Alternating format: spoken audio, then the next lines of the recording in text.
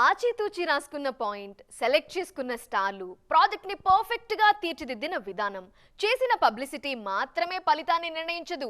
ఇంత శ్రమను డిసైడ్ చేసేది రిలీజ్ డేట్. ప్రాజెక్ట్ ఎంత పర్ఫెక్ట్ గా వచ్చినా పక్కా రిలీజ్ డేట్ మీద ఫోకస్ చేయటం కూడా చాలా ఇంపార్టెంట్. ఈ విషయం గురించి గ్లోబల్ స్టార్ ని పదే పదే అలర్ట్ చేస్తున్నారు మెగా ఫ్యాన్స్. RRR రిలీజ్ అయి ఎన్నాళ్ళైంది బాస్? ఇంకా ఆ ముచ్చటే చెప్పుకుంటూ ఉంటే ఎలా? తోటి హీరోలు చకచకా రిలీజ్ డేట్లు అనౌన్స్ చేస్తుంటే మీరు మాత్రం కామ్గా ఉంటున్నారెందుకు అంటూ మెగా పవర్ స్టార్ మీద ప్రశ్నలు గుప్పించేస్తున్నారు మెగా ఫ్యాన్స్.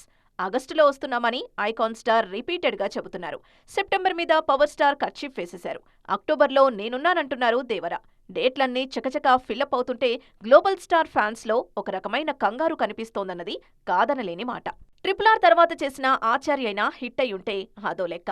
ఆ సినిమా వచ్చింది పోయింది లెక్కలోనే లేదు.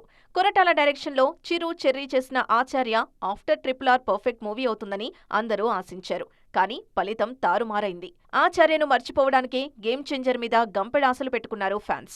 శంకర్ డైరెక్ట్ చేస్తున్న సినిమా అదిగో వస్తుంది ఇదిగో వస్తుందని ఎదురు చూస్తూ ఉన్నారు.